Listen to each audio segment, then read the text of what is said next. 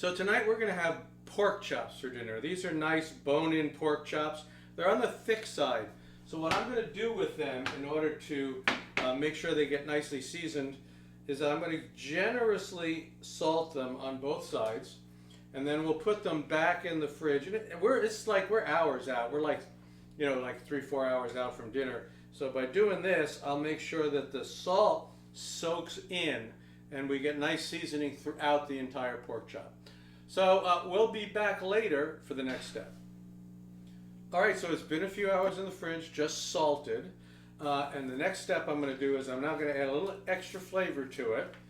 And that's going to be Worcestershire sauce. So I'm just going to put a little Worcestershire sauce on each side of this. And it's going to go back in the fridge for like anywhere between 1 and 2 hours. All right, so we're going to go ahead and do that.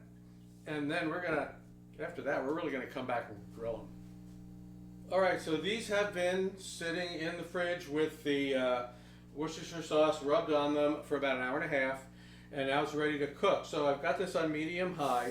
You know it's ready when the water doesn't just immediately evaporate when you spritz on it and it kind of dances around. You say, okay, now it's hot enough. So then I'm going to place them on here, just like that.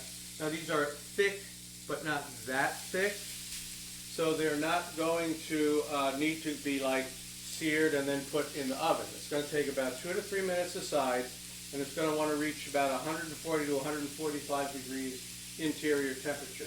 Now, sometimes you can tell just by touching them, but most folks that's not going to work. So you're going to have one of these thermometers, and the way you're going to stick it in is you're going to do it like this at an angle so that you can get halfway between and make sure that the whole sensing area at the end is in there. I'm going to have to turn this on now, so we'll be back when these are cooked and they've had a chance to rest for about 3 minutes, and then we'll give them a try. All right, they're done. They're looking beautiful with nice little grill marks on them. I'm going to give one to Donna here. Now I'm serving this with a red chili sauce that I made in a different episode, and it's optional, to be honest, because the way I set them up with the Worcestershire sauce and everything, they should be pretty good. All right, so perfect doneness on the pork. Just a teensy bit pink. Yep. You don't want it to overcook it and dry it out. So what do you think of that? And I'm going to give myself a little taste too.